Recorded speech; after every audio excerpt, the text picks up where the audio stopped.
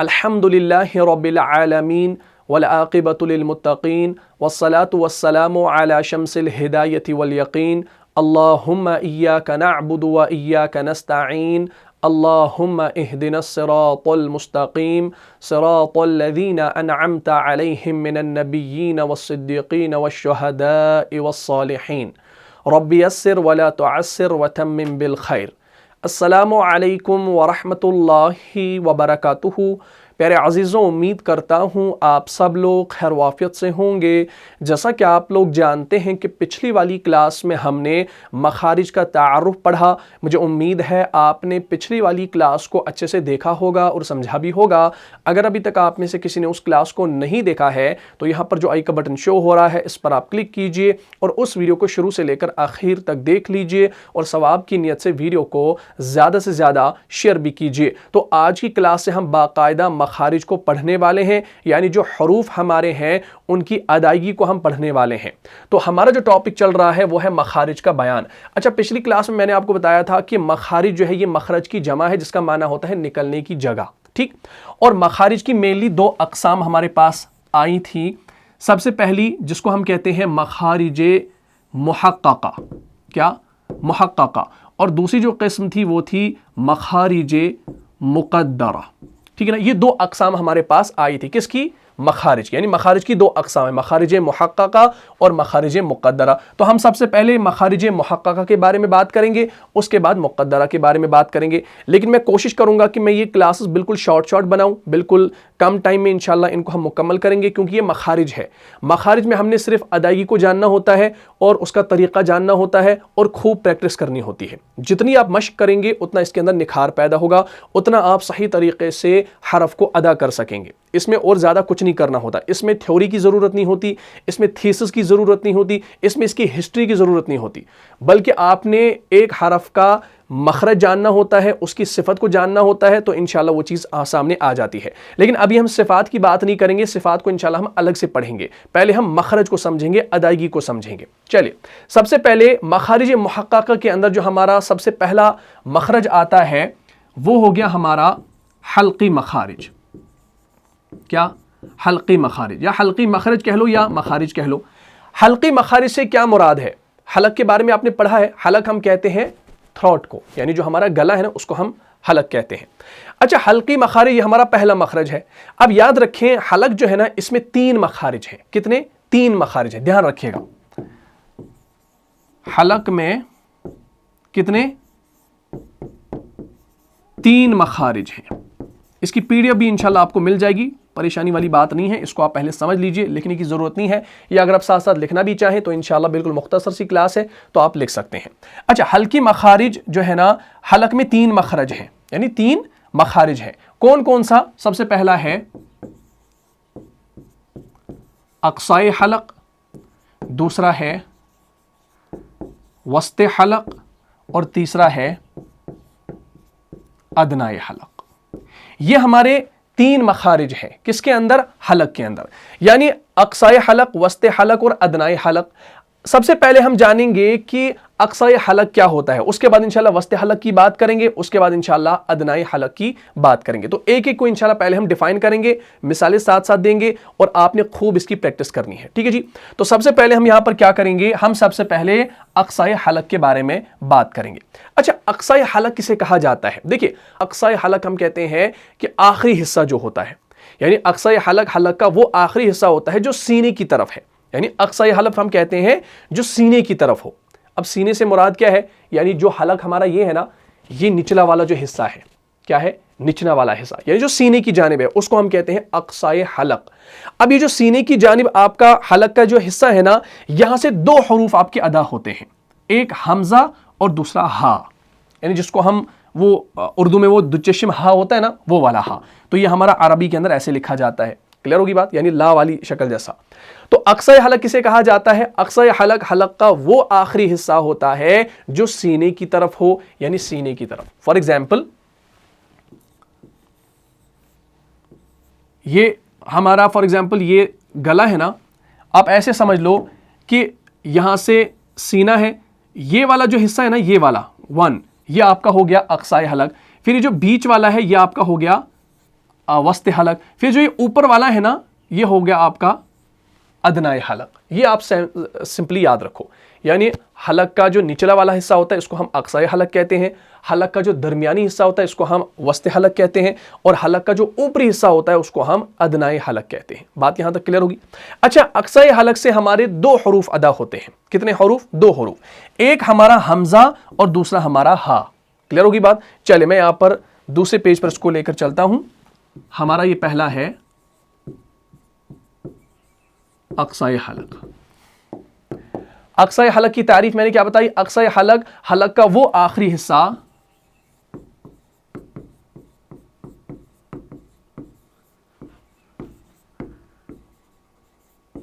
जो सीने की तरफ है। सिंपली अपने वर्ड्स में भी आप लिख सकते हैं, जो सीने की तरफ है। और उससे कितने हरूफ अदा होते हैं? उससे दो हरूफ अदा होते हैं। कौन कौन से दो हरूफ अदा होते हैं भाई? एक तो हमजा और हा। बात क्लियर होगी। सबसे पहले हम इस हमजा को ले लेते हैं। ये जो हमजा है ना, हमजा, सबसे पहले हम इसके मखरज को समझने की कोशिश करते हैं। देखिए, हमजा को लिखने के बहुत सारे तरीके हैं। कुरान के अंदर आप देखेंगे, या तो आपको हमजा ऐसे मिलेगा, ये एक तरीका है, या तो आपको ऐसे अलिफ मिलेगा, ठीक, और उस अलिफ के ऊपर आपको जबर मिलेगा, वो भी आपका हमजा है, क्योंकि जो अलिफ खाली ना हो वो हमजा कहलाता है। ये आपने नूरानी कायदा के अंदर पढ़ा होगा। तो अलिफ के ऊपर जबर है तो ये आपका हमजा है। इसी तरीके से अलिफ के नीचे जेर है तो अब ये आपका अलिफ नहीं रहा, ये हमजा बन गया। इसी तरीके से अलिफ के ऊपर पेश आ गया तो अब ये आपका हमजा बन गया। क्लियर हो गया? तो ये लिखने के कुछ तरीके हैं। तो हमजा या तो आपका ऐसे लिखा होगा, या तो ऐसे अलिफ की सूरत में और उसके ऊपर कुछ हरकत होंगी। ये आपकी हमजा की कुछ सूरतें हैं, ठीक। लेकिन और एक तरीका होता है जिसको हम कहते हैं हमजा साकिना। हमजा साकिना के भी कुछ और तरीके होते हैं, उनको इंशाअल्लाह अभी मैं आपको बता दूंगा। पहले इस चीज को समझ लीजिए। हमजा का मखरज जो है ना, ये कहां से है? ये हलक का जो निचला वाला हिस्सा है जो सीने की तरफ है। तो इसको आपने कैसे पढ़ना है? हमजा जबर आ, हमजा जेर ए, हमजा पेश ओ। अब देखिए, यहां पर ना जुबान का ताल्लुक है ना दांतों का ताल्लुक है, क्योंकि कुछ हरूफ ऐसे हैं जिनमें ना जुबान का दखल होता है, जिनमें ना दांतों का दखल होता है। लेकिन ये जो हमजा है ये कहां से अदा होता है? हलक के निचले वाले हिस्से से। इसमें जुबान का कोई दखल नहीं होता, यानी इसका डायरेक्ट जो ताल्लुक है ना वो किसके साथ है? वो थ्रोट के साथ है, यानी गले के साथ है। अब आइए यहां पर एक एग्जाम्पल है, जैसे हम पढ़ते हैं अलहम्दु। क्या पढ़ते हैं भाई? अलहम्दु। तो हमने सबसे पहले क्या किया? अलहम्दु, अलहम्दु। तो ये आ आ आ आ आ, तो ये क्या है? ये हमजा का जो है मखरज है। इसी तरीके से हम नमाज शुरू करते हैं तो हम क्या पढ़ते हैं?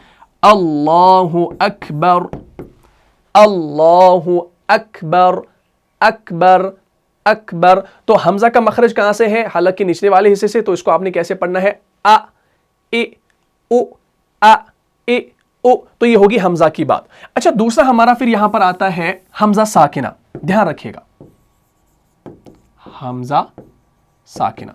अच्छा, हमजा साकिना जो है ना, इसके लिखने के और तरीके हैं। फॉर एग्जाम्पल, जैसे यहां पर एक अलिफ लिखा है, इस अलिफ के ऊपर कुछ जबर जेर नहीं है, लेकिन इसके ऊपर सुकून आ गई, तो यह आपका हमजा साकिना कहलाएगा। इसी तरीके से ये वाला हमजा है, इसके ऊपर भी सुकून आ गई, ये भी हमजा साकिना है। या बाज़ औक़ात आप देखेंगे कहीं पर हमजा ऐसे लिखा होता है, उसके ऊपर छोटा सा हमजा बना होता है और उस हमजा के ऊपर सुकून होती है, तो यह आपका हमजा होता है, जिसको हम हमजा क़तई कहते हैं। इसी तरीके से कहीं पर वाव होता है और उसके ऊपर छोटा हमजा बना होता है और उसके ऊपर सुकून बनी होती है। इसी तरीके से या होता है, उसके ऊपर हमजा बना होता है, उसके ऊपर सुकून होती है। तो असल जो हमने तलफ़ुज़ करना होता है वो इस वाव, इस या, इस अलिफ का नहीं करना होता, बल्कि इनके ऊपर ये जो हमजा आप देख रहे हैं, इस हमजा का हमने तलफ़ुज़ करना होता है। तो ये जो अलिफ, वाव और या होती है ना, ये इसकी क्या होती है? इसकी कुर्सियां होती हैं। और याद रखिए, ये जो हमजा साकिना है ना, ये तकरीबन 1150 मरतबा कुरान में आया है। कितनी मरतबा? 1150, यानी 1150 मरतबा हमजा साकिना आपको कुरान के अंदर मिलेगा, कमो बेश। बात क्लियर होगी? तो अब इसके पढ़ने में भी एक थोड़ा सा आपको वो समझ लेना है कि इनके पढ़ने में एक हल्का सा झटका होता है। और याद रखिएगा, ये जो हमजा साकिना है ना, इनको हमने मा कबल से मिलाकर पढ़ना होता है। ये अकेले नहीं पढ़े जाते, इनसे पहले आपने कोई मुतहरिक लाना होता है, उस सूरत में इनको पढ़ा जाएगा। क्योंकि जब यहां पर सुकून वाला हरफ है, यानी साकिन है, तो साकिन को हमने जरूरी किसी मुतहरिक से मिलाना होता है। اگر کہیں پر حمزہ کے اوپر زبر ہے، زیر ہے، پیش ہے، تو اس کو ہم تو ڈائریکٹلی پڑھ سکتے ہیں، جیسے الحمدللہ رب العالمین، اللہ اکبر، ٹھیک ہے نا، الآن وغیرہ وغیرہ، تو ہم پڑھ سکتے ہیں. لیکن جب آپ کا حمزہ سکون کے ساتھ ہو تو یہ خالی نہیں پڑھا جائے گا، بلکہ اس سے پہلے آپ نے کوئی متحرک لانا پڑے گا. اچھا، اب اس کا تلفظ کیسے ہوگا؟ سب سے پہلے اس کو دیکھ لیجئے. سورہ فیل آپ کو یاد ہوگی. سورہ فیل ہماری سورہ نمبر 105 ہے، اور آیت نمبر 5 پہ جب آپ پہنچتے ہیں، یعنی آخری والی آیت پر، آپ پڑھتے ہیں اعوذ باللہ من الشیطان الرجیم فجعلہم کعصف مأکول. تو آپ کیا پڑھتے ہیں؟ آپ پڑھتے ہیں ایسے، مأکول. ٹھیک، اصل میں کیا ہے، یہاں پر آپ دیکھ سکتے ہیں کہ وہاں پر یہ جو الف ہے نا، اس کے اوپر سکون ہے. کیا ہے؟ سکون ہے. تو یہ ہمارا حمزہ قطعی کہلاتا ہے. تو اس کے پڑھنے میں کیا ہوتا ہے؟ ہلکا سا جھٹکا ہوتا ہے، یعنی ایک جرک ہوتی ہے اس کے اندر. تو ہم پڑھتے ہیں مأکول. تو ہم یہاں پر یہ میم زبر ما کو نہیں پڑھ رہے ہوتے، یعنی میم حمزہ زبر ما کو پڑھ رہے ہوتے ہیں. کلیئر ہوگی بات؟ ہاں. تو ہم پڑھتے ہیں مأکول، مأکول، مأکول. اسی طریقے سے آپ یہ ساری چیزیں قرآن کے اندر دیکھیں گے، یہ تینوں استعمال ہوئے ہیں. اب یہ جو واو ہے نا، اس واو کے اوپر چھوٹا سا حمزہ بنا ہوتا ہے، اس کے اوپر سکون ہوتی ہے. یہ مثالیں بھی آپ کو سورہ بقرہ کے اندر ملے گی جب آپ شروع سے ہی جو ہے نا اس کو پڑھیں گے. فار ایگزامپل سب سے پہلے ہم اس حمزہ کو دیکھ لیتے ہیں. سورہ بقرہ کی آیت نمبر 67 میں ہے اعوذ باللہ من الشیطان الرجیم وَإِذْ قَالَ مُوسَى لِقَوْمِهِ إِنَّ اللَّهَ يَأْمُرُكُمْ، إِنَّ اللَّهَ يَأْمُرُكُمْ. وہاں پر ہے ایسے یأمرکم. یہ غور سے دیکھیے کیا ہے، یہ جو یہاں پر آپ الف دیکھ رہے ہیں نا، اس کے اوپر حمزہ بنا ہوتا ہے، اس کے اوپر سکون ہے. اور آپ دیکھیں گے سورہ بقرہ کی آیت نمبر 67 میں وَإِذْ قَالَ مُوسَى لِقَوْمِهِ إِنَّ اللَّهَ يَأْمُرُكُمْ أَن تَذْبَحُوا بَقَرَةً. تو یأمرکم ہم وہاں پر بھی جھٹکے کے ساتھ پڑھتے ہیں، یأمرکم، یأمرکم، یأمرکم. اور کسی بھی حرف کا مخرج پتہ کرنے کے لیے آپ نے کیا کرنا ہوتا ہے؟ اس سے پہلے آپ نے کوئی متحرک لانا ہوتا ہے. تو ہم یہاں پر پڑھ رہے ہیں یا تو آخر میں کی آواز کہاں نکل رہی ہے؟ حلق کے نچلے والے حصے سے. بات یہاں تک کلیئر ہوگی. اچھا، اس کے بعد یہ جو واو ہے نا، اس واو کے اوپر کیا ہے؟ اس واو کے اوپر چھوٹا سا حمزہ ہے، یعنی واو اس کی کرسی ہے، واو اس کی کرسی ہے. تو واو کرسی ہونے کی وجہ سے اوپر جو حمزہ ہے اس کو ہم نے پڑھنا ہوتا ہے. جیسے سورہ بقرہ کی 3 آیت آپ پڑھتے ہیں الذین یؤمنون بالغیب، الذین یؤمنون. تو یؤمنون کیسے لکھا ہوتا ہے بھائی؟ وہ ایسے لکھا ہوتا ہے،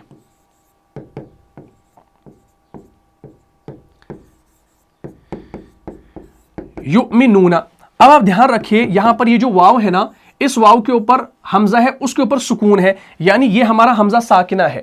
ہم نے اس واو کو نہیں پڑھنا ہوتا، بلکہ اس کے اوپر کے حمزہ کو پڑھنا ہوتا ہے. تو ہم پڑھتے ہیں یؤمنون، یا حمزہ پیش یو. ہم نہیں پڑھتے یا واو پیش یو، الذین یؤمنون، یؤمنون ہی ہم پڑھتے.